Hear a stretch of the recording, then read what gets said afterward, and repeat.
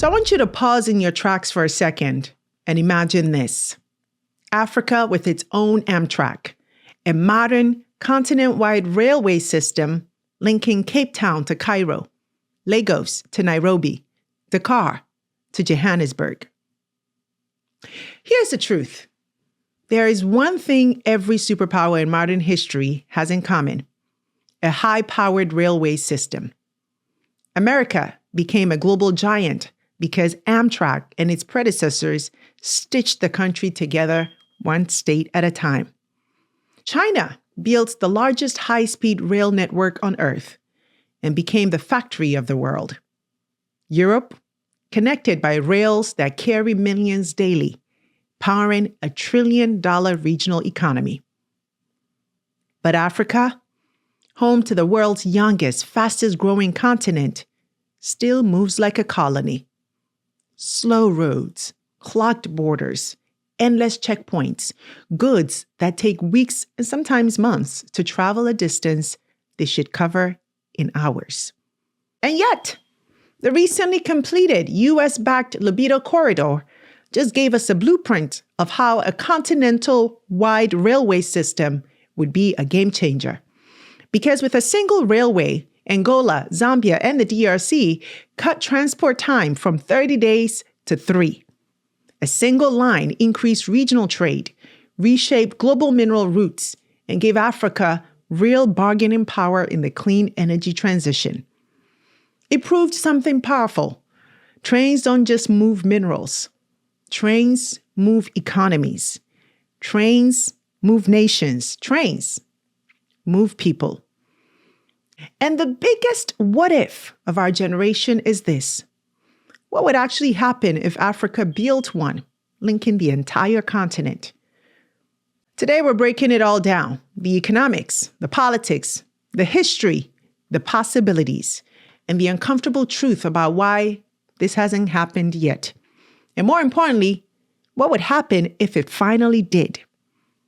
Because the future of African development won't be built in conference rooms, no. It will be built on rails. This is The Breakdown.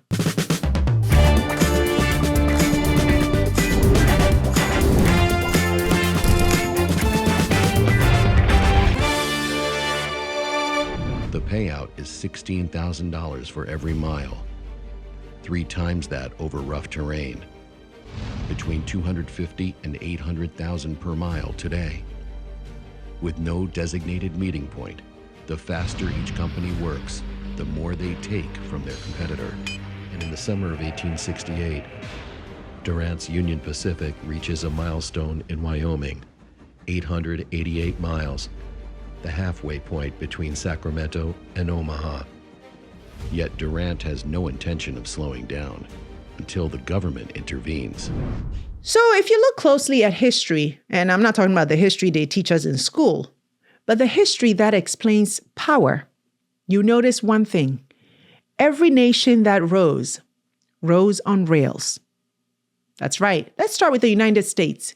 Before the highways, before Silicon Valley, before Wall Street, there was the railway. In the 1800s, America built more than 200,000 kilometers of track. Those rails didn't just move goods. They built cities. They connected farmers to factories, workers to opportunity, and states to each other. Without the railway boom, the United States wouldn't exist today. Then look at Europe. After World War II, Europe used trains to literally rebuild itself. France built the TGV. Germany rebuilt its national rail grid. Today, Europe moves like a single economic organism because rail makes mobility normal, fast, and affordable. And then you have China. My people, listen, China did something the world has never seen before. They built the biggest high-speed rail network on Earth, 26,000 plus miles in just over a decade. And do you know what happened right after? Their exports exploded. Their manufacturing boomed. Hundreds of millions left poverty. Their economy grew so fast, it shook the global order. Hey, thank you so much for watching this video. If you enjoy it, I want to invite you to join our family here at PanaGenius TV and be a part of conversations that are shaping the future. Subscribe to our channel and hit the notification bell for alerts. And if you want to support our work and help us reach more people, you can drop a super thanks on this video or join our growing membership community. Thank you so much for your support. Let's get back to the show. This is the secret superpower. Railways shrink distance.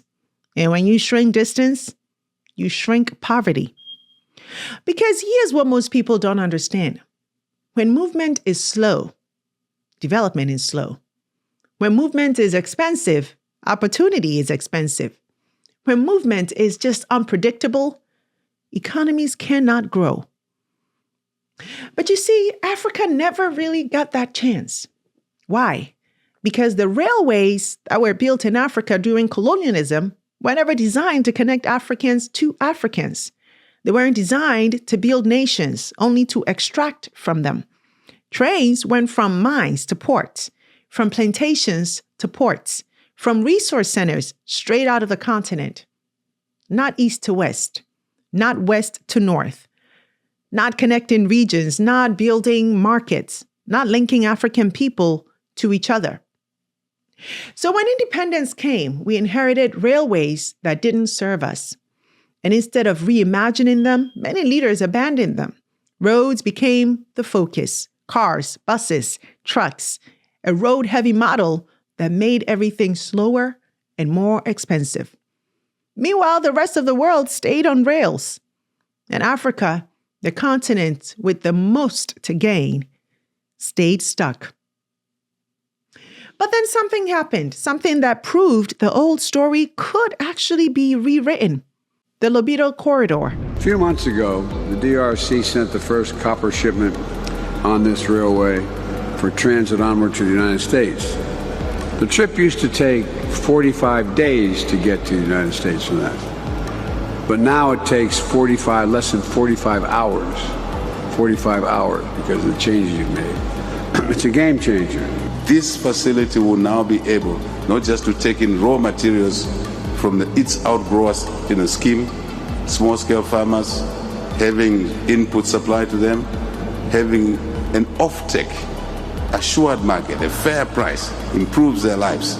This is great, but also be able to export beyond Angola and beyond Africa. This is what Africa needs today. A single modern railway, 3 African countries, and suddenly, boom, transport time drops by 80%. Export costs drop, trade expands, investors pay attention, entire regions become reachable, and suddenly Africa has leverage. A railway designed not for extraction, but for African development. And my people, the Lobito Corridor is not the only sign. We've seen pieces of the future already. Ethiopia building the first electric cross-border railway. Morocco launching Africa's first high-speed rail. Kenya connecting millions through the SGR. Nigeria reopening passenger lines. Tanzania building a massive new SGR. And South Africa proving that modern commuter rail can work. Africa isn't starting from zero. The blueprint, the pieces are already on the board, just not connected into a single vision. And that, my people, brings us to the biggest realization. Africa didn't miss the railway revolution, no.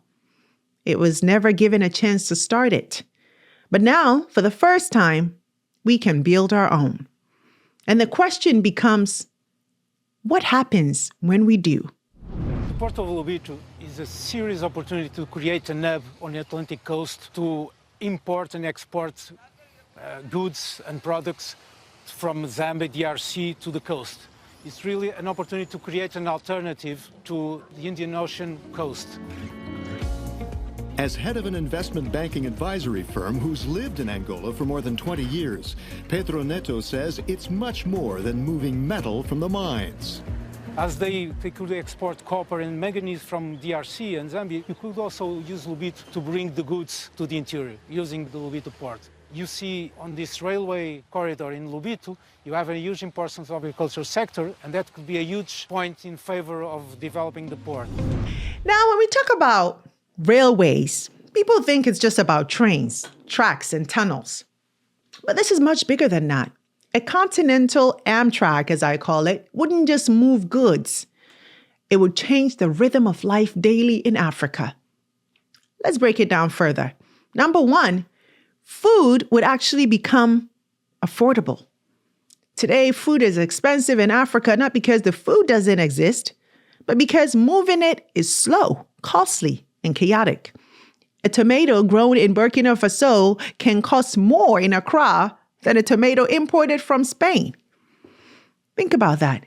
Road delays, fuel costs, border stops, corrupt checkpoints, all of these make food 3, 4, even 10 times more expensive than it should be.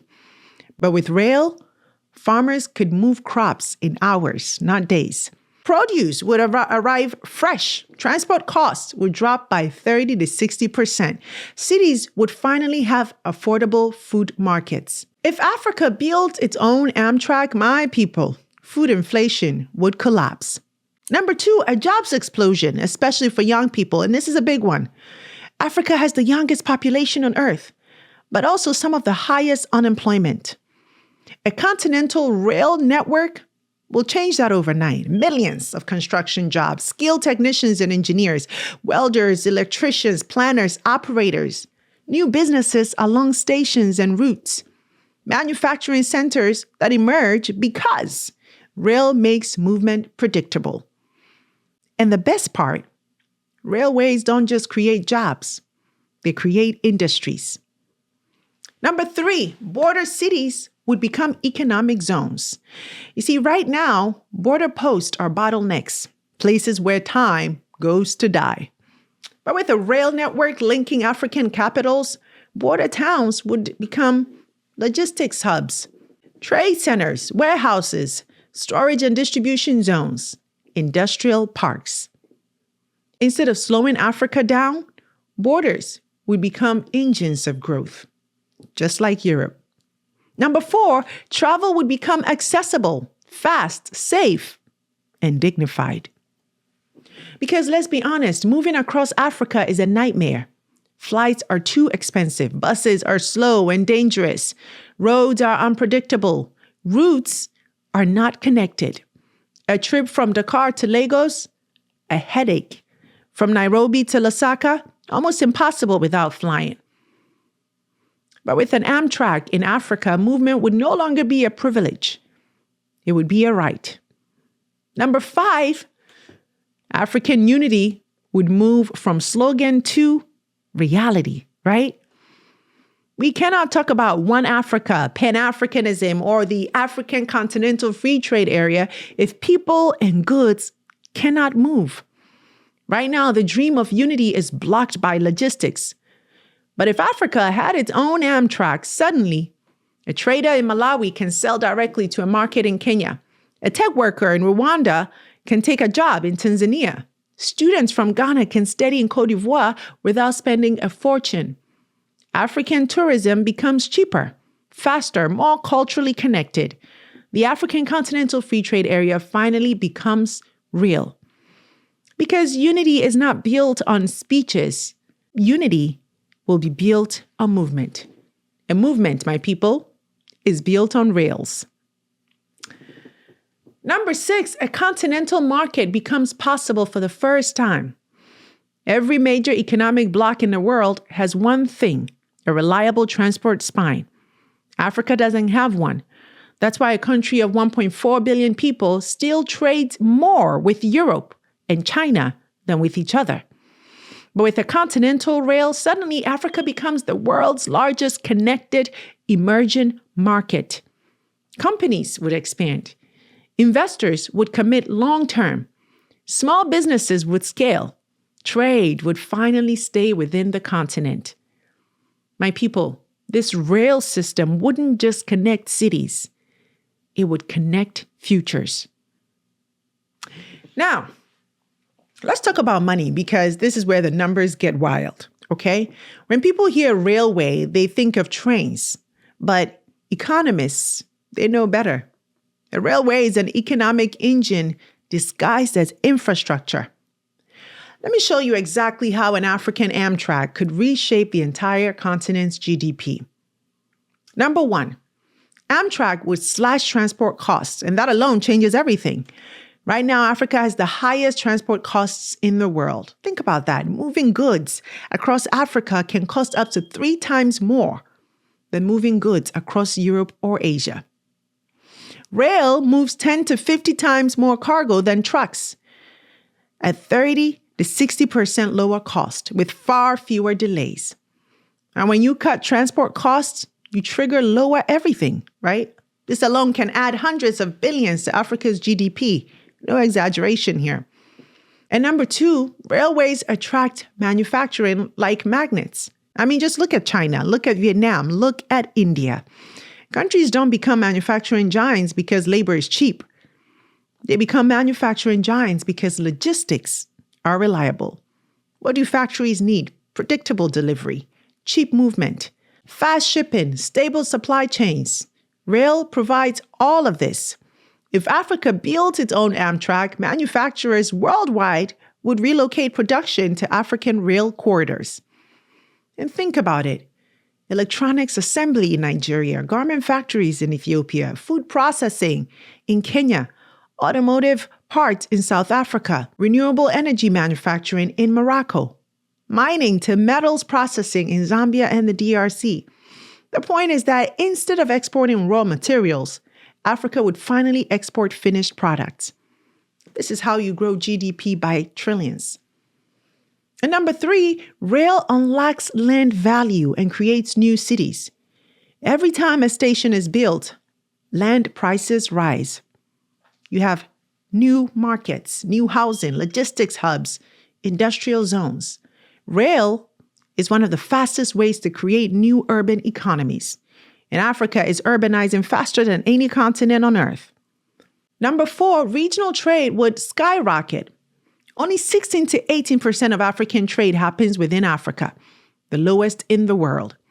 Asia is at 60%. Europe, 70%. A functioning continental rail network would cut border delays, lower trade costs, link African supply chains. Experts estimate that the African continental free trade area could grow by $500 to $600 billion with proper transport systems. And rail is the backbone. Number five, rail gives Africa power in the global green economy.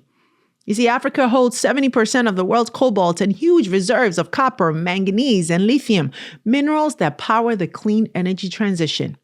But without transport, we can process or refine locally, meaning we lose billions, or I should say continue to lose billions in value. And the Lobito corridor proved it. Fast rail gives Africa leverage in global supply chains.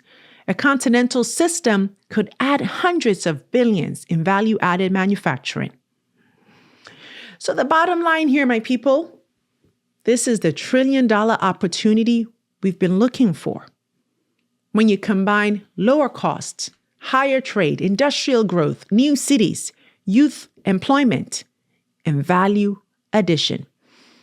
Economists estimate a continental rail system could increase Africa's GDP by $1 to $3 trillion over time. Not million, not billion, trillion with a T. This is why rail isn't just transportation. It's Africa's biggest economic opportunity. So my people, if the benefits are this obvious, if the economics make this much sense, then you got to ask, why hasn't Africa already built its own rail system linking the entire continent? The answer isn't one thing. It's a combination of history, politics, leadership, and fear. Let's break it down. So the first thing you have to understand is that colonial railways were designed for extraction, not connection. The rail systems Africa inherited were never built to unite Africans. They were built to move raw materials out of the continent. Mine to port, plantation to port, resource zone to port. No east to west lines, no regional integration, no economic corridors, just extraction. Africa started the race 40 years behind with tracks that didn't serve Africans. And number two, you have governments focused on roads, not rails. After independence, leaders chose roads, highways, trucking fleets. Why? Because roads are easier, cheaper upfront, and politically visible. You cut a ribbon, people clap. But the long-term cost, Africa now has one of the world's most expensive logistics systems, and roads alone cannot fix that. And number three, you have fragmented leadership across 54 countries. Rail needs coordination. But Africa has 54 governments, different gauges of rail, different standards, different priorities, different political cycles. Meanwhile, China, India, the US, and Europe built unified systems under one national plan. Africa doesn't have this yet. Number four, financing has been scattered and politically sensitive. Major rails cost billions, and African governments worry about debt, influence from China or the West, long-term maintenance costs, public backlash from big spending. But here's the truth. Not building rail is even more expensive. Slow transport drains Africa of billions every year. And then you have number five, corruption and project management. Now, we must be honest. Some rail projects failed because money disappeared. Contractors were unqualified. Timelines stretched for years. Budgets ballooned. Investors remember that, and then they hesitate. Number six, fear of losing control. A continental railway means countries must cooperate, standardize, integrate, and sometimes surrender a bit of autonomy. But you know our African leaders. They fear sharing borders, sharing revenue, sharing infrastructure, being overshadowed by bigger economies. This fear keeps Africa fragmented. And number seven, last but not the least, no one has ever truly said, we need an African Amtrak. And my people, this is perhaps the biggest one. Africa has rail projects, but no vision. We have pieces, but no master plan. Ethiopia has a line. Kenya has a line. Morocco has a line. Nigeria has a line. Tanzania has a line. South Africa has a line. Ghana has a line. But none of them connect. No president has stood up and said, we are building a single African rail system from Cape to Cairo, from Dakar to Mombasa, or at least lead the effort. Not one. That's the real reason we're here. My people, here's the part most people never talk about. Africa can build this, and faster than you think, but it requires strategy, courage, and coordination at a level we've rarely attempted. So here's the roadmap. Number one, we need to standardize the continent. One rail gauge, one vision. Right now, Africa uses at least 6 different rail gauges, different widths, different standards, different systems that cannot connect. Step one is simple. Pick one modern gauge, adopt it continent-wide, no exceptions. Because without standardization, there is no African Amtrak. Europe learned this. China mastered it. We must do the same. Number two, build regional corridors, not isolated lines. Africa doesn't need 50 tiny rail projects. You need 6 to 8 major corridors, such as West Africa Spine, connecting Lagos, Accra, Abidjan, Dakar. The East Africa Spine, Mombasa, Nairobi, Kampala, Kigali, Bujumbura. Central Minerals Corridor, Lubumbashi, Lusaka, Lobito. Southern Africa Connector, Johannesburg, Maputo, Harare. North-South High-Speed Line, Cairo, Khartoum, Addis, Nairobi, Lusaka, Joburg. Sahel Line, Dakar, Bamako, Ouagadougou. Think big, think regional, think interconnected. Just 6 major corridors could link over 800 million Africans. And number 3, finance through partnerships that benefit Africa, not just lenders. Africa cannot fund a continental Amtrak alone, but it doesn't have to. Here's the formula. African Development Bank, sovereign wealth funds, well, those that are active, that actually work. Private investors, mining companies, the US, Europe, Middle East infrastructure funds, multilateral climate funds. But this time, Africa must own the assets. No 99-year leases, no deals where minerals guarantee repayment, no sovereignty traps. We negotiate from strength. Number 4, we must build local capacity, African engineers, African operators. We cannot outsource everything forever.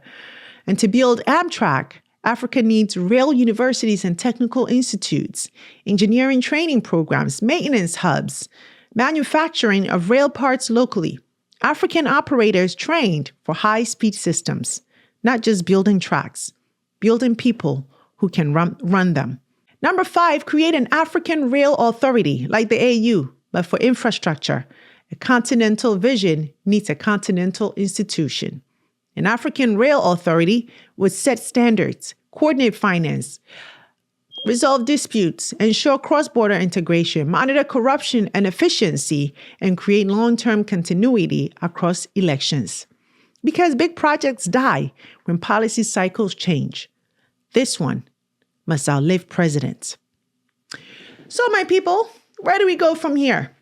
Africa is not lacking in talent, ideas, or resources, ambition, or even dreams. What we're lacking is movement. Because a continent that cannot move cannot grow. A continent that cannot move cannot trade. And a continent that cannot move cannot unite. And for decades, Africa has been moving at the speed of its past, not the speed of its future or potential. The pieces of our Amtrak are not missing. They are scattered, waiting, begging to be connected.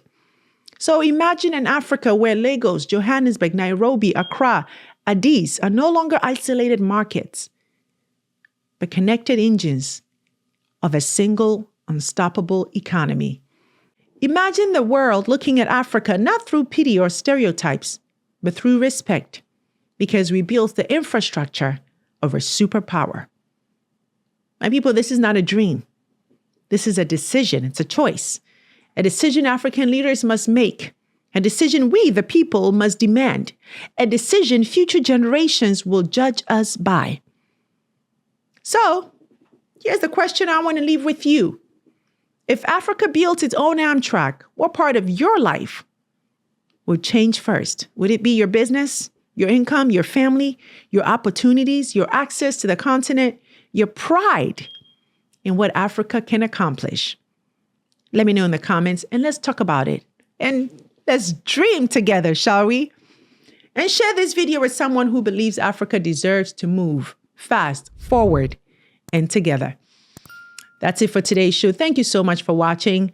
I'm Sandra Babu-Boateng, and until next time, take care.